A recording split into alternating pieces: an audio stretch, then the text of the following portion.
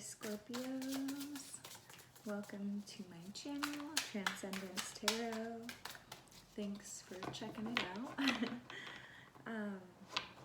So what we're looking at today are the blessings that headed your way during this new moon and Virgo period. This is a general reading, so feel free to take what resonates. Not everything is gonna be entirely accurate, so if it makes sense to you, roll with it. If not, that's fine. There's a message meant for somebody else.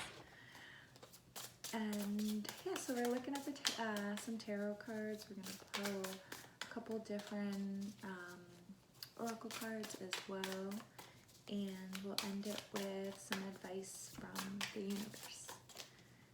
So for our Scorpios, I did, just heads up, I did shuffle before I started recording too, but just so you know that I did shuffle here too.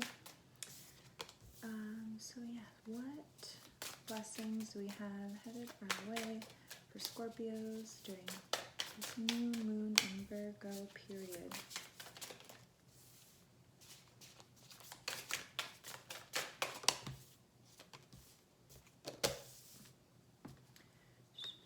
Alright, let's take one more card, please. Ooh, oh, whoa, man. Okay.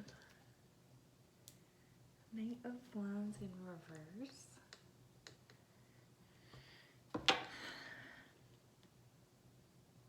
Scorps. So many options, you know? Okay, so let me just tell you what we got here. We start with the King of Wands, Two of Pentacles in reverse, Ace of Pentacles in reverse, Page of Wands upright, King of Swords upright, and the Emperor. So, I might have to pull clarifiers. This is we'll see. I haven't had to do that yet. We'll see. Okay, so I think that recently, y'all have been taking a step back and looking at things from a bigger picture, and trying to move forward in ways that in the past move forward by acting in ways that in the past you wouldn't have been able to, maybe didn't have the resources, you simply didn't see it in the world, so you didn't think that personally you could attain that, especially like a King of Wands. So I think it's like a bigger picture having to do with your passion.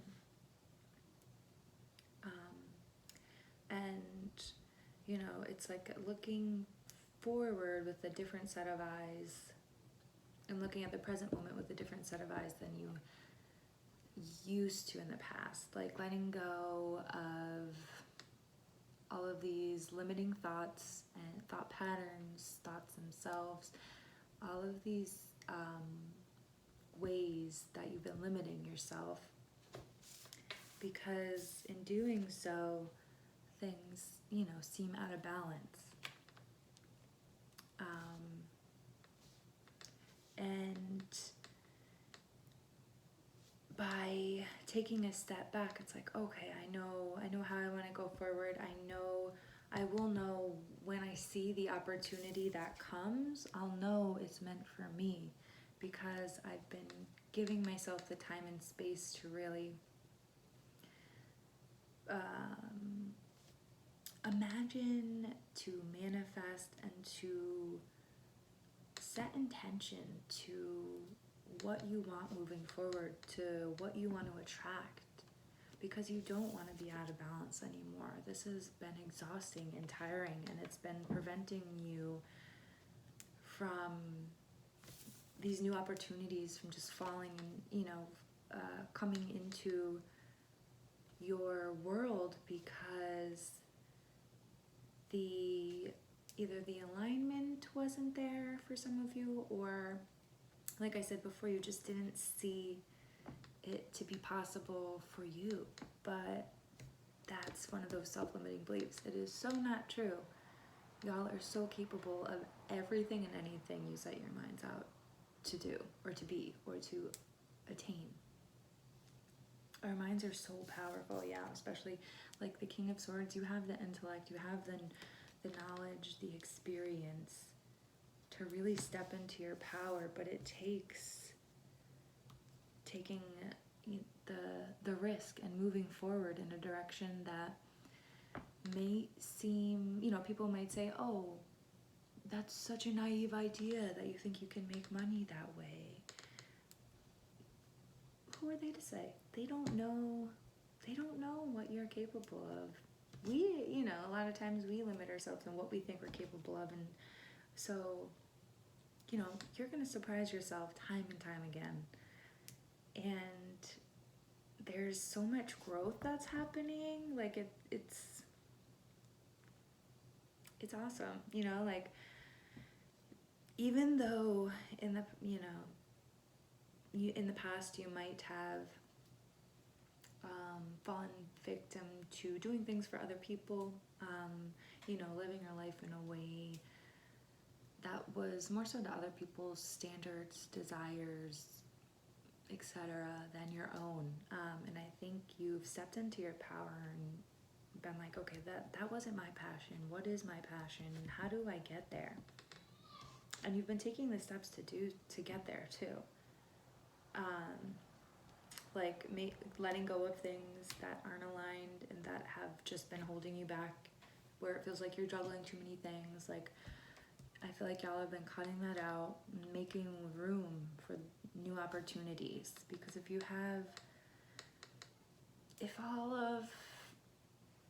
everything in your life is full to the brim, your schedule, your heart, your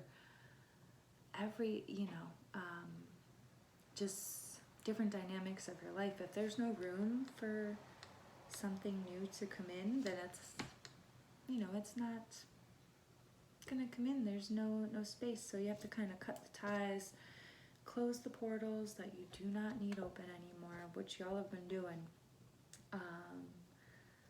and really step into that power, because y'all are manifestors, y'all are kings and queens, and everything that you desire is within your fingertips. It really, really is. Even if it seems, out of reach. And a lot of it is like, people will, if they don't think they're capable of it, they're going to tell you that you can't do it. And we're only as so the people we spend the most time with, we are going to pick up their habits, their mannerisms, their little quirks, and more ways than we intend to or realize. So maybe it could be cutting ties with friends. Sometimes it sucks. Family members that are providing too much chaos and uncertainty in your life. They're just like pulling your strings and never helping you hem them back together. It's like a one-sided relationship. And I think y'all have been cutting those ties. But I encourage you just to, keep exploring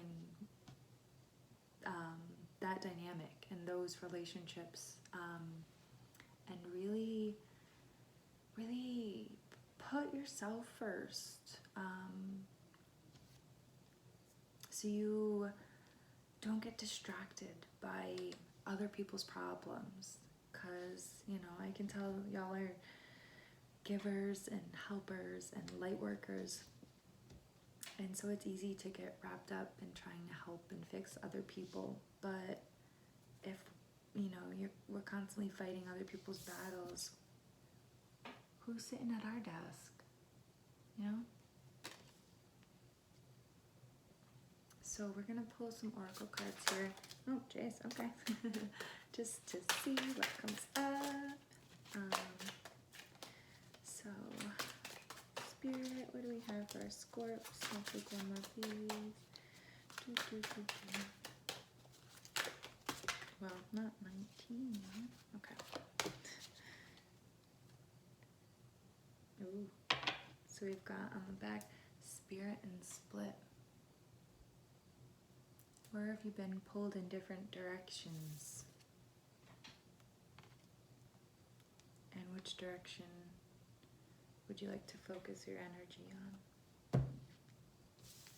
Because the first card that came out here was at the crossroads. So it's kind of like you've got a lot of options.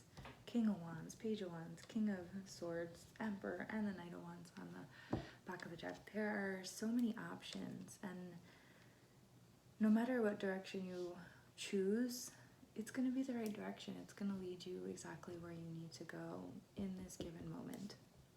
So just trust yourself. Y'all are so intuitive and nobody knows you better than yourself. So if you feel really stuck at this crossroads where you're like, oh, I just don't know, and you get caught in your mind about it, maybe dropping into your body and trying to see how different options feel to you. And that could be done by closing your eyes and sitting there and imagining, sitting in one place, imagining this option, and then walking over to a different corner of the room, doing it again, and just seeing how it feels. That can be a super helpful exercise. I really like that one. But just an idea. An equal and opposite reaction, yeah. Like the things that have been like pulling you away from your purpose are having a reaction. It's not just taking you away from that. It's draining. You're not living your soul purpose fully, and and stepping into that power. So it's a good point to remember that energy is neither created nor destroyed. It's all reacting and combusting and re-reacting, and things sometimes have that ripple effect where it affects us in a lot more ways than we realize. So taking the time to do like an exercise like I mentioned like that, or just meditate in general, can help you find a clear purpose. And we have live a fantasy. Like dream it up. Manifest that. Manifest it. Nothing is too much. You can never be too much. Oh my gosh, just existing is inherent worthiness, which, capitalist society doesn't like us to remember at all. And dream big, dream something different, y'all. Create it, create that life you want. So here we have some self-care cards. Just for some advice, I can love yourself a little bit more during this time, things that might help. Take one more, please, Spirit, for our Scorpios. Bottom of the deck. This came out for Libras too. Alone time. And spending time, by rocks or water can be very grounding. By the water, especially for water signs, for our Scorpios. And that is number 2. So, that number can have some significance to you. And we also have number 36, movement. So dancing, jumping around, doing some yoga, doing tree pose by a tree in nature while alone can be very, very grounding. And movement is such a gift, whenever I feel in a just like a little rut in the day. It could have just come out of nowhere, and I'm like, oh man, where did that come from? Now I'm tired, and I'm like, oh, I don't want to do anything. But just moving your body a little bit can be enough to really wake you back up and re-energize you. Back bends are great for that. After warming up and stuff, obviously, but getting upside down is great, and downward dog is upside down, so you don't need to go crazy with it and hurt yourself. It's just getting the blood flowing, and especially our calves are like called our second heart, so just moving around, even dancing and stuff, and getting the blood flowing in your calves is enough to really wake you up too. And we have number 14, connect with your ancestors. And so that's something, you can meditate on. And maybe like the visuals of this card are making me think that meditating under the night sky, under the stars, can help you access, your family tree, your lineage, in a different way if you haven't tried that before. And we have connect with fire. Yeah, so having a fire with friends, roasting some marshmallows, or grilling some peaches. Random, but it's delicious, I tell you. Connecting, with others and with the fire. That's number 12. I don't think I mentioned that. Reduces to 3. And spending that time outdoors.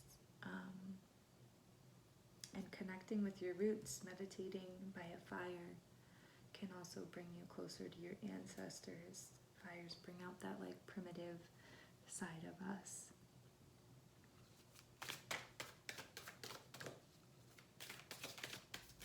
And reach for the stars. Reach. Reach for the stars. Y'all are like exploding with so much potential. And it will have an equal and opposite reaction in this universe. So please do that light work. We need it. Oh, that was flipped out way. Let's take one more piece spirit for Scorpios. Okay. Bottom of the deck. We have a time to give rather than take. Moon in Virgo. And I really think that has to do with giving to yourself. How can you nourish yourself? What do you need? And really, okay, and the answers you need are coming. This like slid off, so this I feel like was meant to come up to full moon in Gemini. So this crossroad pull of all the directions is coming to an end.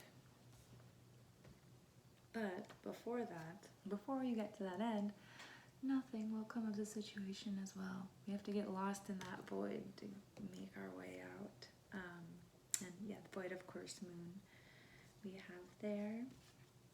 We also have You're Good Enough, full moon in Virgo. So y'all can have some Virgo placements for sure, because we have, a decent amount of Virgo energy coming up. And we also have Your Hard Work is Paying Off, new moon in Capricorn. That what you're putting out into the world is rippling. It's rippling, it's catching fire, it's spreading. Your passion it's transmuting time, and it's in the universe, so keep moving forward. Now we're going to pull some advice cards just to see what the universe has. So Spirit, please get some advice cards for Scorpios for this new moon in Virgo. Oh, okay. I'll take one or two more, please.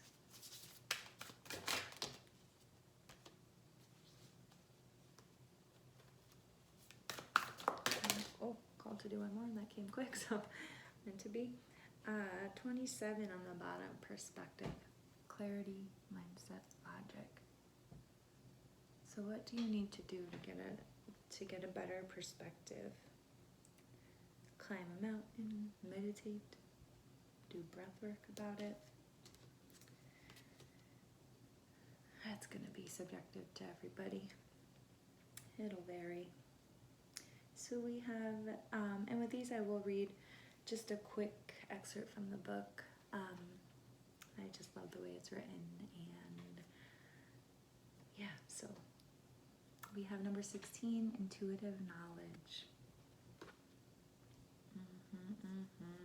That intuitive knowledge from your ancestors is really wanting to come through. So we've got number 16, please. Okay.